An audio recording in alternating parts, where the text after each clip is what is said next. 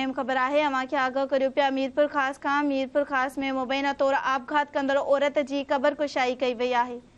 मीरपुर ख़ास में मुबैना तौर आपघात कंदड़ चिंपा जे पीउ कृष्ण कोहली पारां क़त्ल जो शक ज़ाहिर थियण बैदि अदालती हुकुम ते क़बर कुशाई कई पई वञे।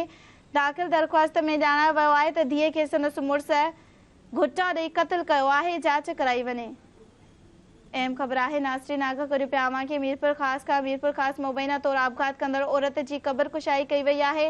मीरपुर ख़ास में मुबैना तौर आपघात कंदड़ चंपा जी पीउ कृष्ण कोहली पारां क़त्ल जो शक ज़ाहिर थियण बैदि अदालती हुकुम ते क़बर कुशाई कई पई वञे।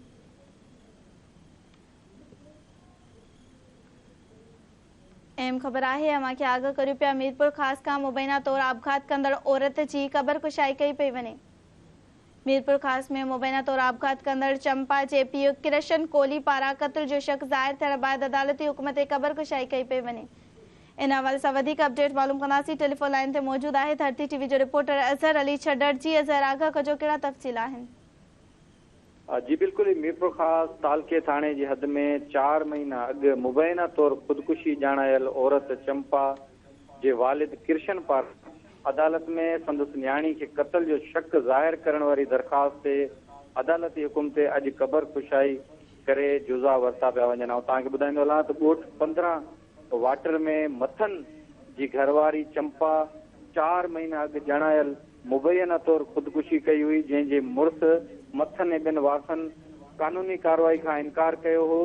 जंहिं बाद खंडियारो वासी चंपा जे वालिद कृष्ण मीरपुर ख़ास जी अदालत में दरख़्वास्त ज़ाहिर कंदे इहो इंकशाफ कयो हो त मुंहिंजी धीउ चंपा के संदसि मुड़ुस समेत सोरे जन घुटा ॾेई मारियो आहे। ऐं तव्हांखे ॿुधाईंदो हलां चंपा जो पोस्टमार्टम करायो वञे, इहा हुन जेका आहे दरख़्वास्त ॾिनी हुई। जंहिं बाद अदालत सगूरी चंपा जे पोस्टमार्टम लाइ मेडिकल टीम जोड़े। ठीक है अज़हर, अवां जी महिरबानी।